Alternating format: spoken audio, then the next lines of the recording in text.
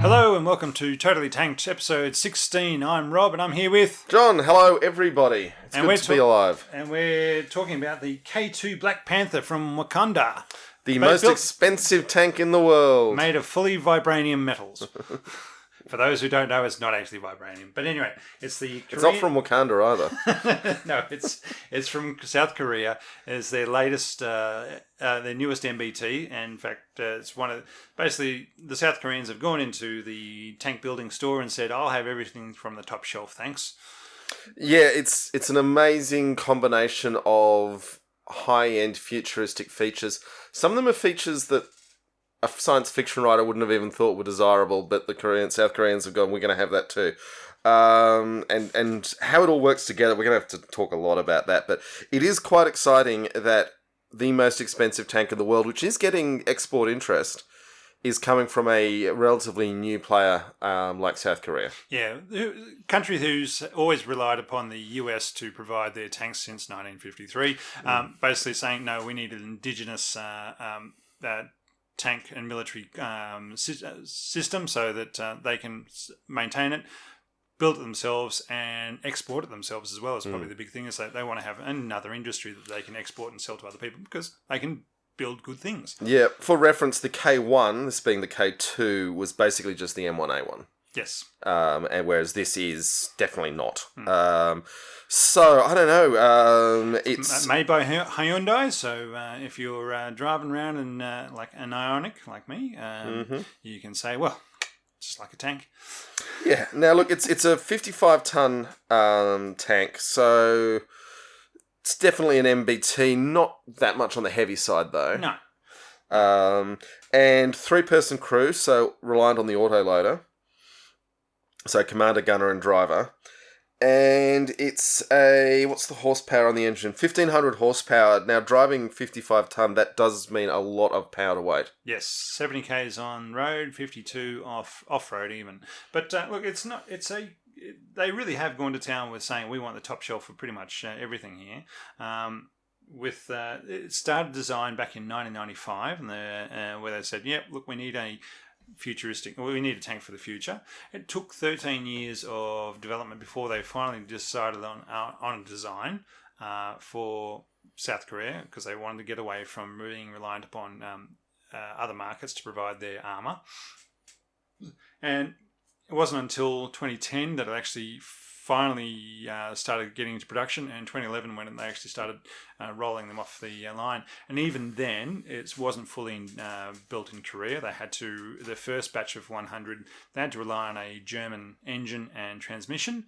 And over the last two batches, as they've rolled out, they've tried to bring in Korean-built engines and transmissions, but while they brought out a Korean engine, the transmission itself, they've still had to rely upon the Germans to provide that from the Rheinmetall organisation, from the Rheinmetall company. Very good at building lots of heavy machinery for over lots of years. I am slightly surprised, and it's really interesting that they can definitely build the engine. So the Lot 2 of K2s has a Doosan 4-cycle, 12-cylinder water-cooled diesel, throwing out the same 1,500 horsepower. But the transmission, for whatever reason, and Korean industry makes a lot of heavy machinery. Yeah, you think they just can't get this right, and they keep having to use the German ones, which are stuffing up their exports. They really want to get it right, and it's we'll get on to the export stuff later on. But it really is a strange situation where you think Korea, being a highly industrialized country, making a lot of heavy machinery, you think they'll be able to sort this out after it's been 9 years since they've been trying to build their own transmission for these vehicles, and they still haven't managed to crack it. So, yeah, I mean, you also see this, and the machinery is somewhat similar with jet engines. That the number of facilities in the world that can actually build the turbine blades of a jet engine, there's only a handful of them, and they guard their secrets extremely closely. Interesting, just the timeline on development. Started design in 1995. And that went on till 2008. Started production in 2008 to the present. Didn't go into service until 2014, which suggests to me that the first few models off production needed some work. Yeah, they had a lot of testing period. Yeah. So at the moment, Korea's got about 260. They're looking to eventually get up to about 680, 700 tanks rolled out into use of all the same type, but with slightly differing designs overall. As John said, it does have a autoloader, so you've only got 3 crew members.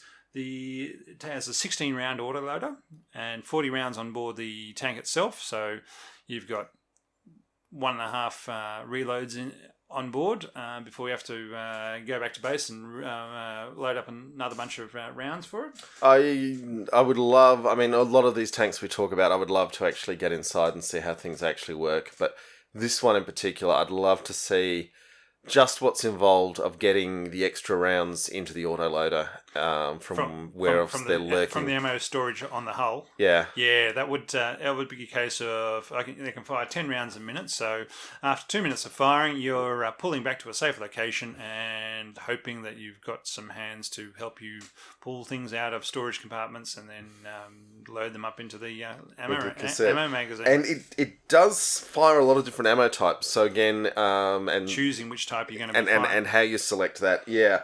Gets interesting. That's a really good point. Is that you'd have to have them loaded up, and you'd have to be able to have some sort of mechanism for choosing what you're going to fire, because it's not like you can change the order in a magazine. It's a case of you've got so it's obviously got some method of selecting. Pull my heat or AFPDS or my the K-TAP, the Korean top attack projectile. We'll get on to that. We are going to get to that. Yeah. But you're right. You've got to have some sort of method of selecting each of those, because otherwise, if you're stuck with 16 rounds of heat and suddenly you come across some other MBTs, well, you're going to be in a bit of trouble. Yeah. Now we should note it is a. You might have heard this before. 55 caliber, 120 millimeter smoothbore. It is not a Rheinmetall. It's not an L55? No, it is very similar. Totally different. Well, yeah, they did license the Rheinmetall L55 initially. This is a new design, though. Certainly for any purposes of intellectual property controls and export, the Koreans will tell you this is theirs, and definitely not Rheinmetall's. And you can probably see that even by looking at the tank, where the barrel fits into the hull. The bore extractor is much closer to the body of the tank than we used to see. It's much. Even looking from the outside, it looks so much different from another tank, and the way the barrel sticks out, and it's basically got its own little housing, and it seems to have a lot less inside the turret, moving around behind it, because and it's got just so much more mobility up and down. Yeah, the mantlet is huge and somewhat reminiscent of Challenger. There are a lot of sensors mounted around the barrel of the gun here. Yes. So they all move with the barrel. The turret is quite slimline, almost heading into Soviet territory. Yeah, very low. Very low. But, and this might be the time to talk about it, it's got this hydro-pneumatic suspension. So that instead of having to traverse the gun up and down, the whole tank can traverse up and down, which gives you much more slimline turret. You've seen the TV shows with the cars that have the jacked up front end or jacked up rear end or jacked up sides or whatever else. This tank does that. So it can bounce up and down on its front or its rear or its from side to side and even corner to corner. And they call it, it's got 3 poses: standing, sitting, and kneeling. Yep. Standing means the suspension is raised up off the ground, so it gives it extra height and extra mobility across rough terrain as the bogies negotiate rough ground. So it's almost getting to be like a World War I tank design with the really elongated front when it's doing that. I hadn't thought about that. Okay. Yep. Whereas sitting means it's very low to the ground. It provides greater traction on the road, so better turning, and if you're moving around a city or something like that, basically you can turn corners much more easily at speed, because it's basically got more grip on the road.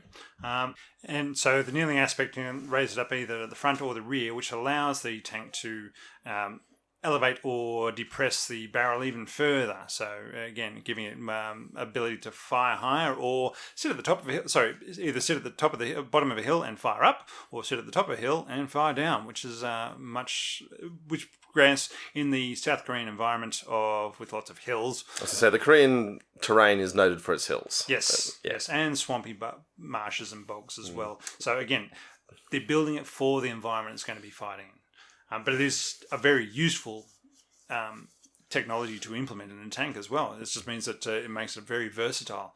Well, there's a couple of things that are sort of happy side effects. I mean, partly it allows the turret to be half the height that it would otherwise be, and that saves an enormous amount of armour for the same level of protection. Yes. And also, then there are some bonus side effects going on, such as it automatically track tensions because it's constantly readjusting the track geometry. And also they can do things like have it go asymmetrical when they're trying to drive the tank sideways along hills. So with one set being high and one set being low and the tank coming out somewhat even. More even and less likely to roll on the side as it's going around the side of a hill. Because nothing says bad day like your tank rolling over. Yes. And we've all seen those YouTube videos. Yes, yeah. yes, we have. And look, it also helps with its ability to climb over, go up hills, and it goes up to a 60-degree climb, which is... That is bonkers steep. That is, really big. Like, if you're standing at the top of a 60-degree slope, it looks like a cliff. Yeah. You do not want to be jumping off, trying to walk down that or run down that hill. You're just going to hurt yourself. And if this tank can actually drive up that's pretty insane. And look, and the same with its ability to cross 6-foot-high obstacles, basically. Which, again, is bonkers for a modern tank. Yeah, it comes up to it, lowers the back, raises the front, and bang, hits the obstacle, and up it climbs, and away you go. It has to be quite a strong obstacle to not collapse under it, but any sort of berm or whatever is still a big thing to now, go over. Let's get real for a second. These tanks have never seen combat, so there's a whole bunch of features that sound good, and we don't know how they work, and we will get further to. There are a lot of potential conflicts in these systems that are going to get very exciting to be involved in if God forbid they ever actually have to get used. But it is also, this isn't like the Russian T-14 Armada. This is a production tank. There are hundreds of them made, and this is very real. Yes, and they're training with them. They've rolled them out, and they're probably sitting just behind the DMZ as we speak. Yeah, indeed. All right, what is the next feature you want to talk about, Rob? Look, the second engine. I really like this idea. So auxiliary power unit in American usage. Yes. Yeah. So basically, they because of the space they say, it's a very long tank, right? It's 10.5 meters long. Well, 10.8. 10.8. Yeah. Yeah. Ooh, 35 feet in the old money. It's a really long tank, but they said, look, they've got this good engine in there. It's actually quite small, and they actually had space in the chassis to put another one in, and said, right, we're doing that. Because that means you don't have to, it's only 100 horsepower. You don't have to it can either give them an extra boost of speed if they really want it, so Gundam Go or something like that, I don't know. Or... It's Japanese, Rob, it's Japanese. Or, which is the main point, is you could, when you're idling or when you're just sitting in a lager and not doing anything, you can turn the main engine off and just have this little engine going, and that's powering up all the electronics that is sitting on board this tank. There are a hell of a lot of them. I was going to say, keeping all the electronics running is going to be really important with a vehicle like this, because there are a lot of systems. They all have to talk to each other. I mean, in a lot of ways, this is getting to where the British were trying to get the MBT-80, the pre-Challenger that they could never make work, but with modern CPUs that are 1,000 times faster. You can hope for it to work, but what you don't want to be doing is cold starting and waiting for all the systems to come online and start talking to each other. Yeah, it's like turning your Win 7 machine on and saying, right, and 5 minutes later, okay, I can now get onto the internet. Yeah. No, you do not want to have that with your MBT. It's a case of, you can have this secondary engine going, all your electronics powered up, but it's got a much slower thermal image, so things flying over are not hard to see. Yep. It's also quieter. Yep. Right, you don't have a great big diesel engine going. Mm-hmm. You've got a much smaller engine going to power everything, so you can't hear it booming over from the top of a hill. And it has air conditioning. And it has air conditioning. I couldn't find much about the crew comforts within the tank. Whether or not they had a hot water boiler for their tea. But I'm going to go out on a limb and suggest that for the Turks and the Poles who are looking at buying it, they might find the crew positions a little cramped. I'm not going to disagree there. No, I'm not going to disagree there at all. And I think they might have been able to fit a lot of things into this tank because the average Korean tanker is a little smaller than the average European one. Quite possibly, but yeah. But look, again, we haven't. I looked up a lot of things to try and find what were the crew comforts, and all I could see was that it's got air conditioning. And from a friend who spent a number of weeks in Korea, I haven't actually been there myself except for a 2-hour changeover in the airport, to say that yes, it's one of the hottest places he's ever been. It's also one of the coldest places he's ever been. So you've got to have good climate control within your tank, because it's going to be fighting in both those environments. Look, I when I was working for the War Memorial, there was quite a lot of Korean War anniversaries came up when I was having to do little digital things for them. And the photos in the archives of the Australian forces trudging across icy rivers and snow, I just couldn't imagine how they were existing and fighting in those conditions. And I mean, there are significant parts of Korea where, particularly in the north, admittedly, the average temperature is all year round is 4 degrees. It is a cold place. And I totally accept that in the middle of midsummer, because of the latitude, the sun is shining 18 hours a day, it can also get extremely hot. Yeah. I'm a big fan of crew comfort. I do not think this stuff about, they're tankers, they should be tough means anything. No. Because for the given level of toughness, it just means comfort lets you stay tough longer and stay effective longer. And misery does not make for good judgment. No, I totally agree. I've got other stories I can go about that, but I'm not going to worry about those right now. But that also brings to the point of the 3 crew. So we're talking about the crew comforts, but you've also got 3 crew. Mm-hmm. One of the big things with 3 crew is you don't have to train as many people. That's a huge cost saving. So while the tank is really expensive, $8.5 million, I still think tanks are actually underpriced on the modern battlefield. Because even an Abrams at $5 million seems unbelievably cheap compared to all the other costs of the modern military, and even this at $10 million seems quite reasonable given the effect it has, and given what you would lose if you didn't have it there. It seems like a bargain compared to what fighter planes cost or ships. Go on, sorry. But yes, so look, for that amount of cost, you think, well, not having that 4th person in there, what's the cost of that 4th person in a tank? And a lot of military training says, a well-trained soldier is $500,000 by the time they get out of get through all their training. So that's $500,000 worth of training that you've saved straight up. Yeah, I mean, it's not just training, it's ongoing HR, it's covering the position when they're on leave or going off on other training. So, for 4 people, you basically need a 5th one somewhere in the system.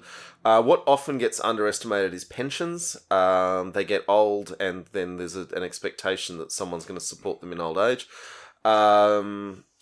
Certainly, pensions in naval procurement are considered extremely closely. I think there is also a thing just with simulators are getting so much better, and I've got no facts to back this up, but I'm willing to bet the South Koreans have some excellent simulators for this tank. I think they're spinning around and on gimbals, but simulators aren't a substitute for real world experience in a real world vehicle. But you can do a lot of basic training in them before you start wasting time in the vehicle. Your VR headsets these days, this is basically what they're looking into using them for, and even all sorts of setting up the environments you'd be driving through and how you interact with the controls. Yeah, they're all there. So other things with this one is the KSTAM2 ammo. Now we haven't. So while it's got normal FPDS ammo, it's got normal heat ammo, it's also got this really cool Korean I've forgotten the acronym for it, but basically they fire this round as an artillery or a mortar piece. It goes up to from 2 to 8 kilometres over the top of a hill or whatever obstructions are in the way, and then it lingers over the battlefield, and it then looks for a target. And this is the K-TAP. Yeah, the K-STAP. Yes. Stam. No, top attack projectile or top attack munition. Top attack munition. Yeah. Yep. Korean standoff top attack munition. All right. So basically, it flies over there, and then it lingers in the air, and then looks for a target, and you can either control it from the tank itself, or it'll find its own target and then come down and hit the top armour of any enemy armour, which is usually very thin because the tanks are designed to be fighting head to head, not from top down. Yeah, I mean, and the top armour on a turret is thin, but the armour on an engine deck is virtually not armour at all. So, it's got to dissipate the heat. And depends.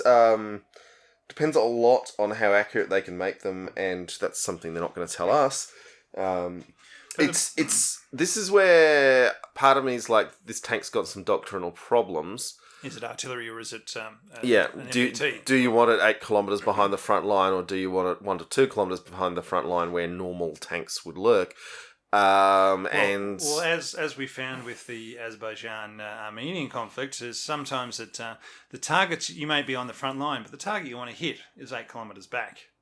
Oh, yeah, very much so. But then also... taking out the logistics of the guys fighting on the front line is it's very important. Very effective. And concept of operations and actual doctrine in use are going to get super important for this. But if you're relying on the crew being able to control the terminal targeting of this munition, then that is going to require an active data link, and I think even the North Koreans are going to be jamming a hell of a lot. There's not going to be a lot of active data links working in that environment. But it also has its own autonomous ability to seek and sure, yeah. And look, the big thing for me is this: it's a very expensive tank. You've put a lot of money and training into the people operating it. You do not want these things to get hurt.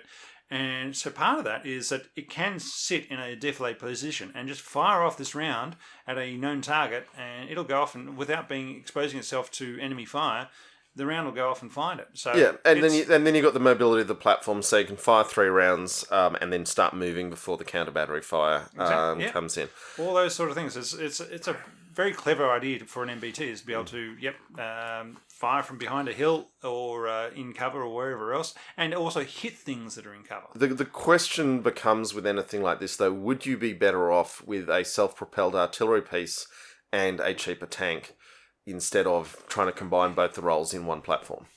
And that is a very complicated question that gets to the circumstances of the individual artillery force. has a much longer range, all right? You're not mucking around with 8Ks. You're looking 20 to 30, if not more, Ks through artillery. So they also have much different roles to play. But and you wouldn't want... If an enemy MBT got into your artillery park, you're in a bit of trouble, all right? True, but the tank's also in a lot of trouble in that situation. But the thing is, if an MBT came around the corner and started after you fired off your 3 rounds of K-STAM, you'd just be able to the tank would automatically be picking out the new target and laying on the AAF PDS to take it out. Yeah, we're assuming that the autoloader carousel can do that, which no one's really no, we didn't really specify that, did it? Yeah. No. Nothing we read specified whether or not it could do that, but it'd be pretty stupid if it couldn't.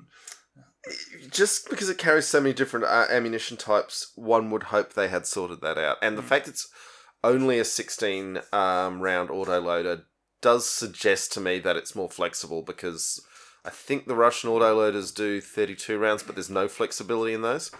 So you got 1 in 3 chance of firing what you want. Yeah, yeah. They probably only have a mix of AFPDS and heat as 1 in 4 type thing. Now, the electronics we've got in this, let's talk a little bit about those. There's a lot of this is where probably a lot of the money's gone. All right, so you've got a fairly standard hull. Yes, your suspension is quite impressive.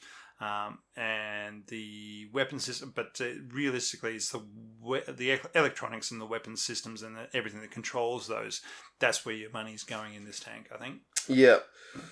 So it's got a lot of explosive reactive armour, which we have covered before, but the idea is that particularly against shaped charges, and HESH rounds, and so all sorts of anti-tank rounds that use exotic physics, even kinetic penetrators, they touch the armour and it goes kaboom so vigorously that it disrupts whatever physical effect they're trying to exert on the target tank. Target round, yeah. Yeah, so, well, the incoming round is trying to exert. But so the basic point is the explosive reactive armour, if it thinks it's being attacked by an anti-tank round, goes bang and disrupts the incoming anti-tank round. The K2 has got a lot of that. And they're also working on a thing called NERA. So not explosive reactive armour is called ERA. And NERA is basically, as far as I can tell, it sounds like it's that goo that you get in toys that if you move slowly, it's okay, and if you try and punch it, it's really hard. That non-Newtonian liquids. Yeah. What I read was that if the metal inside the NERA plate gets diffracted, then it uses deforming metal to bounce and diffract the shaped charge coming onto it. Yeah, well, there are definitely metal plates in it, and there's also... So there's two metal plates, usually at an angle. As the round comes in and hits it, basically it moves the polymer of glass, plastic, and whatever else inside there, and that then deforms something else, and that then basically springs out rather than explodes out. It just it springs out of its own accord. So yeah, you're right with your things that are hard, move slow, or are really hard when pushed hard. Yeah, and the interesting idea is then, because the problem with explosive reactive armour is, particularly if you have supporting infantry, it's very easy to kill them while trying to protect yourself. And you're exploding your own tank. Yeah, you're covering yourself in a lot of explosives. So it's nerve-wracking. All right, well, we might take a break there and come back in a sec with our beer review. Beer review. And we'll talk to you soon.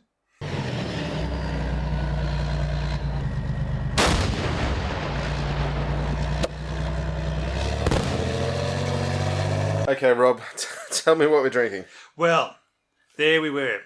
Went into the Plonk shop the other day. I said, do you have any Korean beer? And they said, we did have, but they didn't have any more. And I thought, what am I going to get then? And I thought, I can't get a Japanese beer because that would be very culturally insensitive. No. So instead, I got an Imperial Russian Stout from Durham. Yes. Because there's a connection there, I'm sure. Of all the nations that have colonised Korea, the Russians are one of them. So didn't end well for them, mind you. But yes, and this is not actually a Russian Imperial Stout. This is an English Russian Imperial Stout. Yeah, that's what I'm saying. From Durham, the Durham Brewery in County Durham, which is in England, which is in the UK. It's called Temptation in Russian Stout, and it's listed as Temptation is an Imperial Russian Stout, a style that was exported to the Imperial Russia in the 18th century. Massive body supports oily coffee, licorice, and chocolate flavours. The alchemy of Golding's hops and roast malts make a complete aroma of anise, caramel, and blackberries. Suitable for vegans. So, there you go. I'm set. Yeah, I love it when the description of the flavour includes the word oily. And yet, oily it is. It is. Yeah, no, I agree. It is something we haven't had before, and, well, we're having it now, and it's a lot of beer to chew through, I've got to say that. I've had my fair share of stouts in my life, more than most, less than some. This doesn't actually taste like any of them. No. I think the oily flavour descriptor is probably right. I've used Golding's hops quite a lot as well, but never in the quantities that they appear to have used it here either. So the anise flavours are definitely there. And so licorice, look. Now, there's no mention here. Normally, a Russian Imperial Stout is barrel aged for a year, and I would have thought if they had barrel aged it, they'd say they had. But let's not let that take away from the fact that this is fundamentally. Okay. Sorry, for those who don't know, a stout is a black, thick beer. Guinness is the most famous exemplar of the style. But Possibly the best stout I've ever had is actually made in Sri Lanka. It's called Sinha. Oh, it was. And, it's delicious. And that is a chocolate vanilla bomb. Yeah. This is a bunch of other flavours, and it's actually really nice to see that you can do black beers without going the chocolate route. Well done them to... Oh, no, they claim chocolate flavours. There are chocolate flavours, but chocolate is not the dominant flavour going on here. No. Yeah, and it's 10%. It's 500 mils. It's a pint of 10% beer. It's a 500ml bottle with 10% alcohol. So this Tank podcast is about to get extremely loose, people. Yeah, the UK Chief Medical Officer recommends adults do not regularly exceed 14 units of alcohol per week. Well, this is 5. Yeah. Per week. Yeah. No one follows those guidelines. Well, except for people who just don't want to drink anyway, and that's fair enough. I respect that. All right, so look, I'm trying to think of what the iconography on the label is. It's some sort of sunburst going on. No, I think there's some pints. Inquisition type thing there. I don't know. Look, Illuminati maybe. I'm going to go out on a limb here and say that I might well order one of these in a bar relatively early in the night. Yep. I can't see ever buying more than a 4-pack. No, and drinking one at a time. Yeah, very much. Yeah, it's a heavy. You're going to chew your way through this beer, and it's got a lot of flavour. And it's going to sit. If you had a second one, even the little we've had so far is sitting heavy in the mouth, but not in the belly. And I feel that... Give it time. I was about to say, it's probably going to sit heavy in the belly later on, but you probably wouldn't want a second one of these, especially for 500 mils. Yeah, look, I would say... and we've had some feedback from our audience that we are opening up some little worlds of beer drinking to them that they weren't aware of. One thing with a stout is it's huge, it's heavy. You can drink them extremely slowly, though. Yep. And so, depending on the company, whether it's the sort of beer that if you're having fun with your friends in the pub, having a stout and drinking it slowly over the course of 90 minutes can actually be quite a good way to approach an evening. Because it's designed to be drunk at room temperature, or 10 degrees for those northern climates. Certainly in the UK, they would pull it off a shelf rather than the fridge in most situations, yeah. We don't believe that sort of rubbish in Australia, though. No, so well... it's been in the fridge all day. When the temperature hits 45 degrees, you do not want room temperature beer. Right. Well, it's a lovely day here, and I think it's only 23. I was thinking this is actually ideal podcasting weather because we don't need a fan or air conditioning running, and we don't need a heater. And it's I always say in Canberra we get 6 weeks of glorious weather once a year. Well, twice a year in spring and autumn, and then it's either miserably hot or miserably cold. But during the day, it's actually between 10 and 2, pretty much all year round is lovely. It is. Anywho, tanks. All right, so we'll finish off the beer. Okay. Look, it is. I agree with John. It's something you want to have once at the beginning of the night, but you're probably not going to drink more than that. And something you can nurse for a long, long time because you're not going through it quickly. Any 10% beer, have it early. Do not have it late. And as a wise person once said, there are no strong beers. There are only weak men.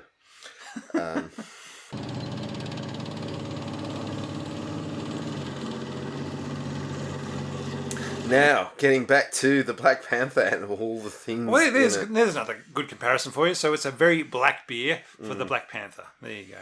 Yes.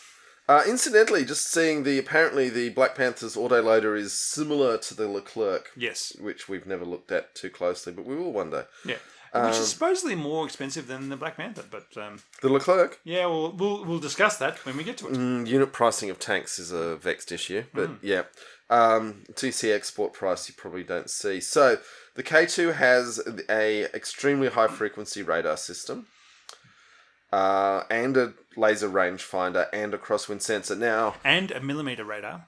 That's the extremely high frequency Is it? radar. Is the Okay. millimetric radar. So that lets it see things that are That's basically a your airport millimeter. scanners these days to allow you to see through people's clothing. Yeah. But It's an optical radar to allow you to see through, see basically anything in visual range without having infrared or whatever. But millimetric wave means that it can resolve things that are down to a few millimeters in size. So it can make complex pictures instead of old school radar, which might say there is something the size of a battleship 20 kilometers away. There is something out there that is bouncing back at me. This allows you to basically build a picture of what's in front of you. Which does, though, mean you are emitting, and in high intensity peer warfare, emitting your radar means you are revealing your position as well.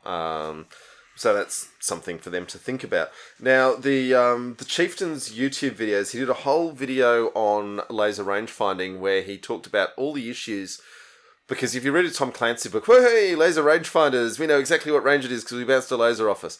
And the Chieftain has pointed out that in reality, because he has actually driven tanks, often it means what you have the range of is something 2 kilometers behind the thing you're pointing at because you haven't actually hit the thing you think you're pointing at with the laser. Or somewhere to the left or right of it. Or there might be a little fence line 500 meters in front of what you think you're illuminating with your laser, and you have,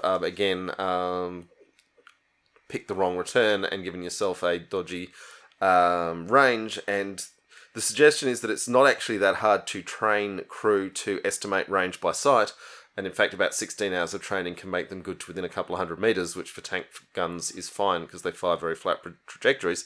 And you're better off doing that training rather than relying on lasers. Because with the K2, they have sensors on board the tank that whereby if it gets painted with a laser, it says, we're painted by laser. Fire smoke! Fire smoke! And their smoke does both visual and infrared and laser and whatever other activities. So basically blocks it from all those sort of things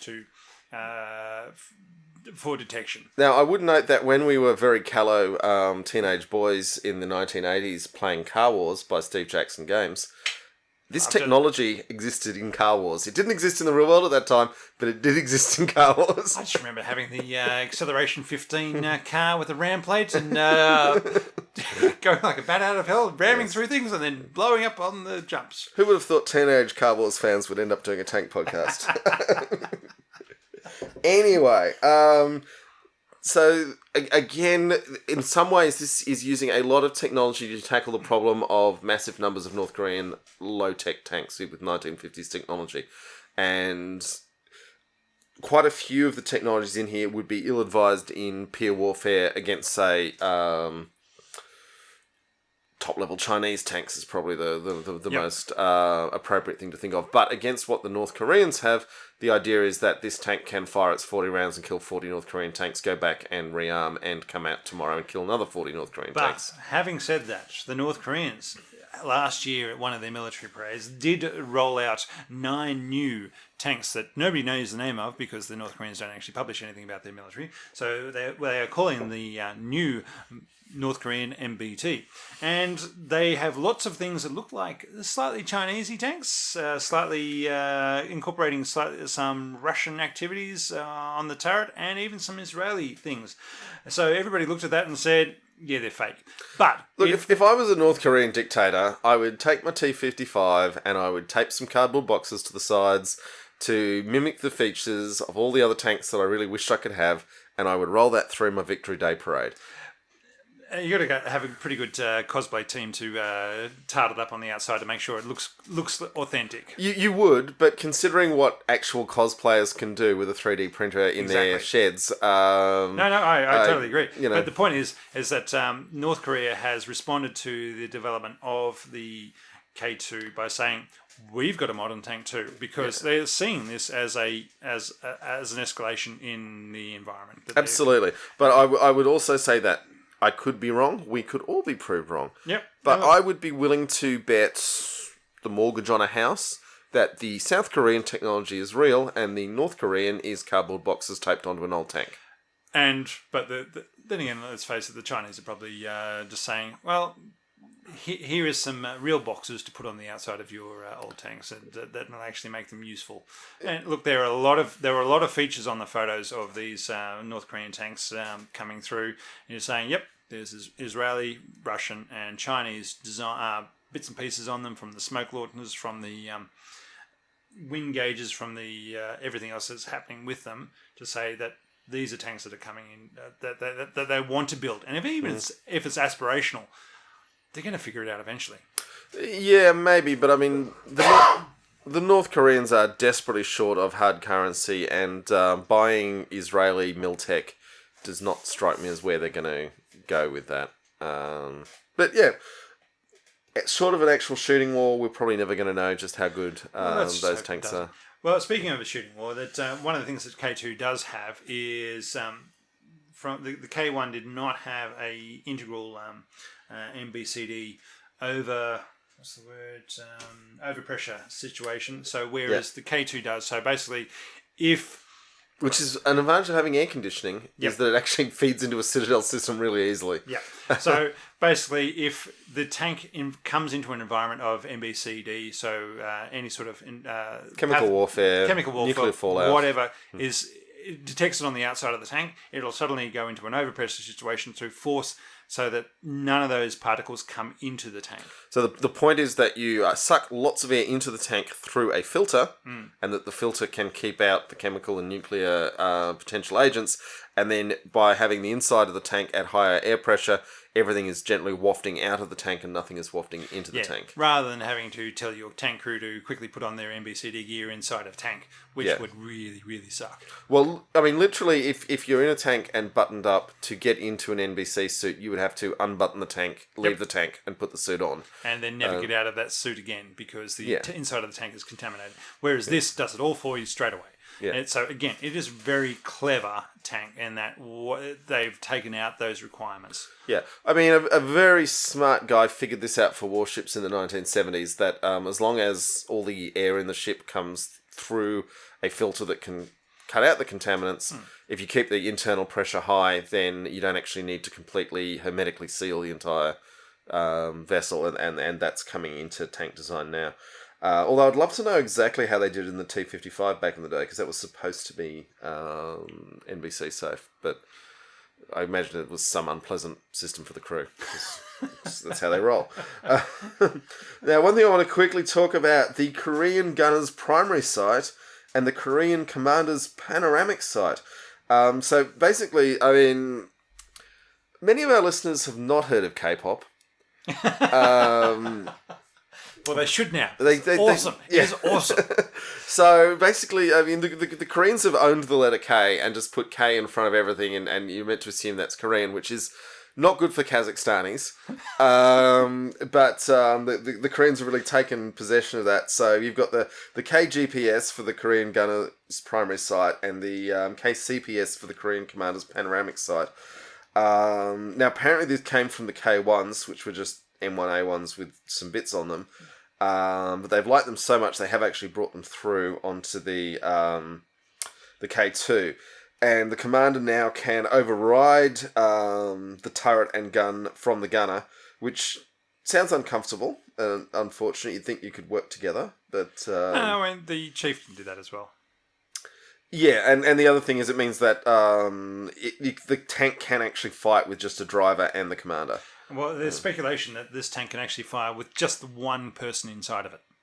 So you put the gun on basically automatic target acquisition and fire, and you drive. So all the electronics are saying, somebody's shooting at me or somebody's hitting me with a laser. Point the cannon at that and start shooting at that while I'm sitting in the driver's seat driving away, and the gunner and the commander are dead. Yeah, I know. Yeah, it's pretty scary, isn't it? You hear stories of particularly... So that's the speculation that it's there, but... There were stories in World War II of warships where the superstructure had been shot away, and down in engineering they were desperately trying to manoeuvre the ship from the engineering spaces as the rest of the ship burned down around them. And that sounds a bit similar. But that's the speculation, is because there is so much electronics in the gunnery system that it can do autonomous target selection and firing. with an autoloader that you don't need a commander, you don't need a gunner, you just need it's just the driver. Someone to get the tank out of there. Yeah. I mean, there is active protection systems, APS. Trophy, the Israeli one, is the most famous, but everyone's working on them now. Have had built in from the start the idea that if it detects an incoming rocket-propelled grenade, it will fire the shotgun-like panel to disrupt the incoming grenade, but it will also slew and fire the main gun back down the flight path of the rocket-propelled grenade. And this is where I get problematic with the K2, is it has multiple different systems which take over the main gun and fire it. we were discussing this before, so it could either be it's locked on, so somebody's locked on with a laser, so it's going to, the guns, the radar, or hit it with some radar, or anything else that'll attract the attention of the electronic system, and just saying, well, what's my priority here? It could have 6 or 7 different incoming systems that saying, this is a threat to me. I need to be pointing my main gun at it and start firing. And it could be the at the same time, the gunner is designating targets and pulling the trigger in theory, and the commander with the hunter-killer system they've got is also blipping out potential targets. And then the automatics are saying, "Got to kill this, got to kill that." Yeah, and then you run into a bump in the road, and the trigger delay system says, hang on, you're about to miss your target because your front of your tank has just gone up or down, and so it'll delay your shot there as well. So you've got a number of different inputs into the fire control system to say what you should be shooting at, when you should be hitting it, and how you're going to do it. And that's got to be a lot of computational power that if it comes into conflict and just goes blue screen of death, you're stuffed. Yeah. You've got to hope that they've got all that wired down tight. This could explain why it took so many years between the tank starting production and entering service was dealing with this. But certainly it's a big deconfliction system required from all these inputs trying to control what the main gun's doing. And imagine if suddenly it's saying, we need to change ammo types. Because like I said, we don't know exactly how this autoloader works, but I guarantee you it slows things down if it's changing the ammo from what it previously had racked up. I'm glad I don't have to sort these things out because it sounds really complicated. Now, they may have made the decision that these things don't need to be decided in a split-second scenario. It's not a case of all 6 things have to be decided in 1 second. It could be a case of, most of these combat happens over a minute period. And so in a minute, you can fire 10 rounds. And it just sets the priorities of saying, if something's coming in on the millimeter radar, well, that's priority number 5. If the commander sets his priority, his priority is number 1, and the gunner's number 2, and the AMS, or the automatic system, is number 5, whatever. And so over a minute, it might choose all of those things. We don't know though. Yeah, but if I was a tank designer, I might well say that the commander's priority is actually less important to me than the active protection system. Ooh, that is a good question. It's the old Google car trolley syndrome. Yeah. So do you set it up so that the commander might say, "There's a tank over there I want to kill," but if you've identified a tow missile being fired at you from closer, maybe the commander has to wait his turn. Yeah. Those are all considerations. I'm sure they've had to go through them. Yeah, I just don't know that the end user is going to be too happy with some of the decisions made. I would also note that, I hate to keep bringing warships into it, but a lot of things that happened in warships 70 years ago are starting to fit down into tanks now. Fire control systems for ships at sea, even in World War II, they used to wait until the roll of the ship. So the guy running the control table would pull the trigger on the table, or in the case of German ships, would have to blow on a tube. That's true. And then the whole ship would wait until the ship had rolled in the on the waves till it was at the firing solution on the up roll. Yeah. But it's we're kind of getting there with tanks now, where just because the gunner has pulled the trigger and the commander has pulled the trigger, the tank it's got some other priorities. It's got some other stuff it has to do. And they're going to have to wait. So, and again, this is what we're talking about with all the electronics within this, the tank. It has a lot of systems going on and a lot of inputs, and it's got to be really complex electronically. And dangerously, the systems are not all coming from the same providers either. No. These are different systems coming from different places, and yeah, you can set these things up so that they have standard interfaces, and but they don't often all address them the way they're supposed to. Well, luckily enough, they are all at least Korean rather than 13 different countries trying to integrate together. Yeah, although we're talking about the exports, if I'm a Turk driving around in a Korean-designed tank with a German transmission and a whole bunch of software written in Korean with Russian RPGs coming at me from 3 different directions, that can get uncomfortable. Now, speaking of the German transmissions in Turkish tanks, they're not allowed to sell them. So that's part of the issue with the export market, is that because the Koreans haven't fixed the transmission issue, Germany has said they're not going to sell provide military sales to Turkey for reasons. And mostly Syrian reasons, yep, but yeah. reasons. So what that means is that Korea is not allowed to provide the German transmissions that they're using into the Turkish tanks that they're selling them. So there's a big issue going on there as to what they can provide, how they can provide it, and while they signed a great big deal for lots of money with the Turkish government, they've had to basically renegotiate that contract because they haven't been able to provide what they were designed to do. Now, whereas the Polish versions, the export versions for the Polish, look significantly better than what the Koreans are building at the moment. So they've got the full ERA all over the sides of the hull and over the turret. So one of the things we didn't get into before was that if you look at the K2 now and look at the side armour on it, it has the side armour is as thin as any sort of MBT, but the ERA for the side armour only covers half the hull. It covers a lot of the track skirts, but does not actually cover all of the hull. So there is a gap there, and there is a gap, if you look at the pictures of the tank, there is a gap on the top of the turret as well. So again, there are gaps, but the design they're selling the Polish covers all those up. So it's a question of, well, why aren't they building these bits themselves? So look, my sense is that the Koreans have heavily optimized this tank for fighting on the steep hillsides of Korea, and in which case you really want some top armor. Yeah, but I mean they've done the war games on that. Whereas the Poles and the Turks are looking much more flat country, and they're like, we don't need the power to weight ratio that the K2's got for Korean use, so they're putting a lot more armor on because they're happier with a lower power to weight ratio. For operating on flats, which is kind of counterintuitive because you think flatland you want to slash around as quickly as possible. But I was about to say Poland maybe, but the Turks would need. They got plenty of hills. They got a lot of big plains as well. I mean, also yes, but they fight in the hills. Yeah, intriguingly, the Peruvian army is also again lots of hills. Lots of hills in Peru. Yeah, I also just love the idea that the Poles, right next door to Germany, the producers of the most exported tank in modern usage, the Leopard 2. The Leopard 2, yep, have said, stuff you, Germany. It might have your transmission. It might have your engine previously. It might have something that's very similar to the main gun. It might have your main gun, but we're not buying from you lot. Mm-hmm. So, yeah, as we said, Poland's looking to buy 800 of these.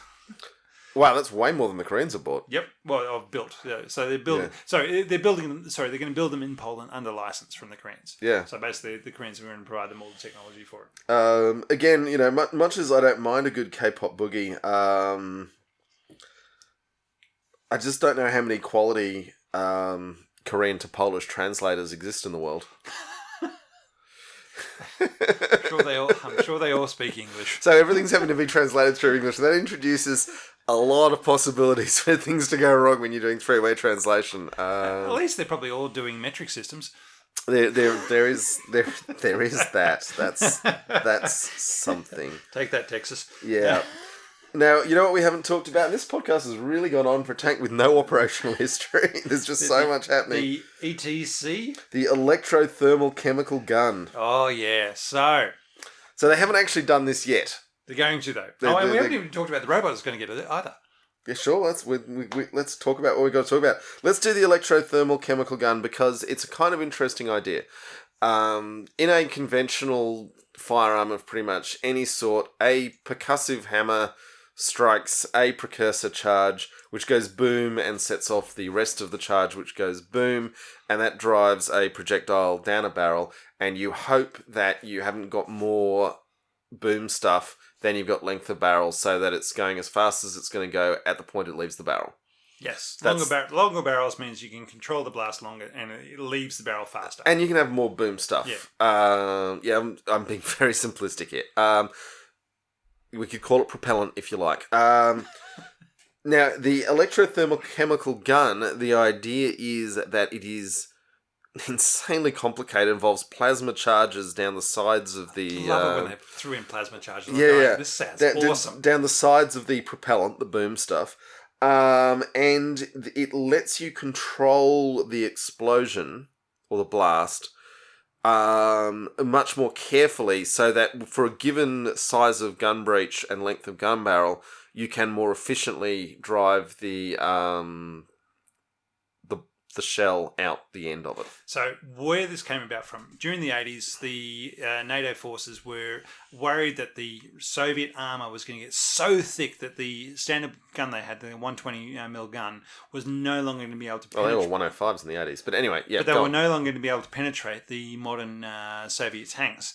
So they thought, right, we either need to upgun from 120 or figure out some way of making the rounds leave the barrel faster, so higher velocity rounds. So they did look at the 140mm guns, and that was the next step. But of course, going to 140mm guns from that stage meant that they had to redesign everything about a tank. Yeah. They couldn't just a case of, because it's much bigger, the turrets would have to be different, their munitions would have to. But fundamentally, with a 140, you can't fit many rounds in the tank because they're huge. Yeah. All right. Yeah. Or they could figure out some way to make the 120 go faster. Right? Make it go faster. They couldn't just paint it red and make it go faster. They had to actually do something. All right. And what they came up with was this chemical plasma shot that basically made it go faster down the barrel. And the benefits to that were twofold. One, it was less wear and tear on the barrel itself, because the explosion itself happening inside the breech was much more controlled, and so that more of the force would go down the barrel rather than expanding within the breech of the gun. Yeah. So that your wear and tear meant you didn't have to replace your the barrel of the gun as often. But it also meant you could get it very finely tuned, so that the maximum pressure was being exerted on the projectile at the absolute nanosecond that it was leaving the end of the muzzle. And in previous, the standard technology that firearms have operated in for literally hundreds of years now, you don't have that level of control, and you have to build in safety margins that aren't necessary if you control the blast better. All right, so basically this plasma charge has made the bullet go out faster, the round go out faster of the barrel. It's done less wear and tear on the breech and your barrel. But the other thing is, you can actually have a much smaller propellant. And so what that does is means you have more room within the round you're sending down to put technology. So right now... and also propellant's not free.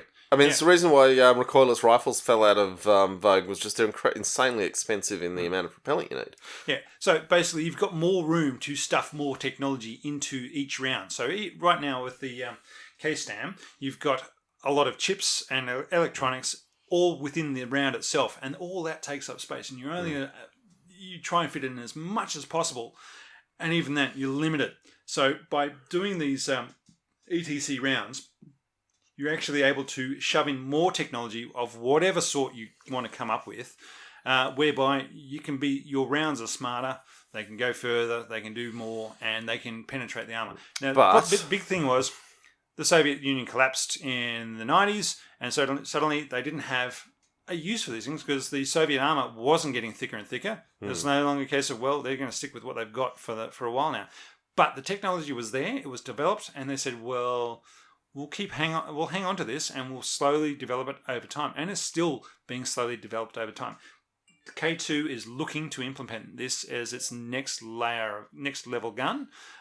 Again, it's maintaining the 120 mil L55.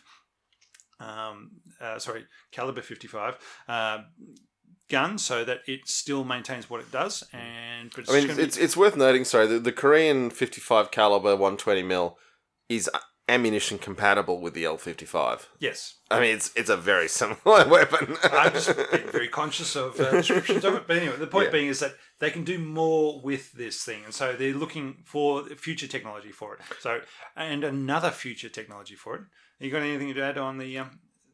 Yes, I want to quickly say that a problem is, as we discussed when we did the T55, and as we learned, to our surprise, in northern Syria, guerrilla groups are able to manufacture the ammunition to use in captured T-55 tanks.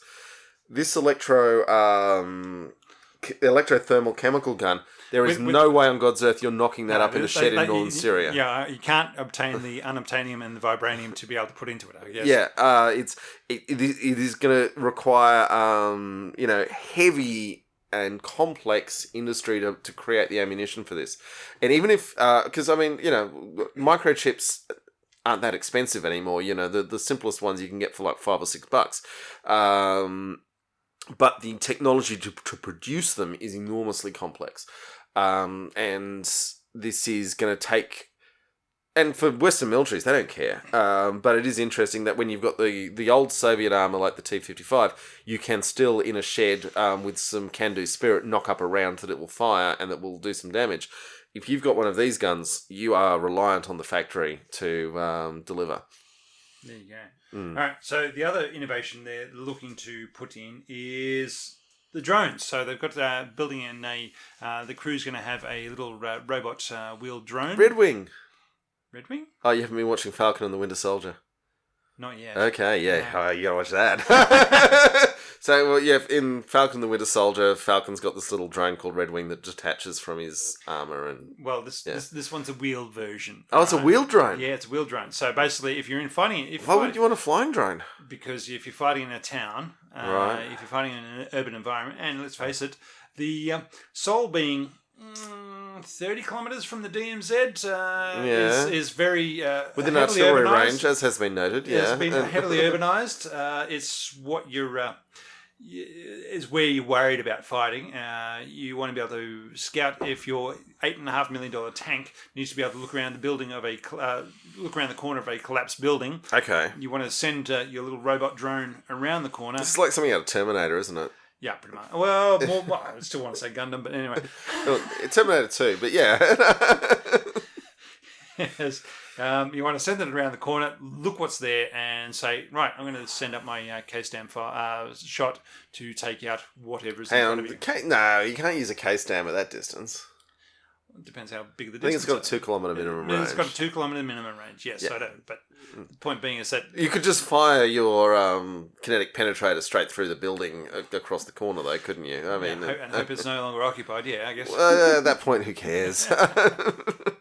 Yeah, okay, so it's got a little drone that it can go to look around corners. Not yet. This is all the things... They're working on it. Yeah, so it's what they call the PIP, the Product Improvement Process, or whatever it is they're calling it. So Kaizen or whatever. So that's Japanese, sorry, again. Mm-hmm. Basically, all the things they're looking at building into this for the future. It's a futuristic tank already, but they're still already looking to the future and saying, how do we make this more survivable, more useful in the battlefield, and how do we survive any death buddy kamikaze drones that are going to be flying around the hills? I would also note that one of the things they're looking at in the future is using that millimetric wave radar to scan the future terrain. So if you're roaring along at 60 kilometres an hour, scan the terrain and adjust the suspension in the tank so that it's optimised for what it's about to run into. And it's also a smoother ride inside the tank, so your crew is more comfortable, which means, again, as we said before, the more comfortable you are, the longer you can fight hard. Yeah, and also it'll keep the main gun on whatever it's pointing at. So, there's both those things are good. Yeah, so...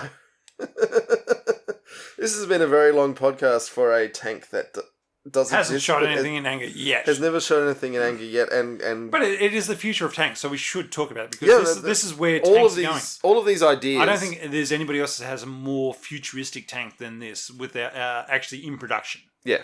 Russian T-14 Armata. We will talk about one day, but fundamentally, it's a propaganda tank. It's a concept tank, not a real tank. This is a production tank. This is the most advanced production tank in the world at the moment. Yeah, and what I do love about it is that so many of these things aren't what you would think of as things to do advances. When science fiction writers do this is the future, it's bigger, it's boomier, or whatever. But there's weird little refinements all through this thing. Yeah, because it's not like it's got an extra 3 feet of armour on or anything like that, or a 160mm gun or anything like that, or 3 160mm guns like a bloody mech or something like that. Yeah. No, it's got one gun. It's the same gun as that was been developed 40 years ago. Yeah. It's just saying, yep, we're just going to put on some additional aspects on the outside that make it even better than everything else that's out there. Yeah.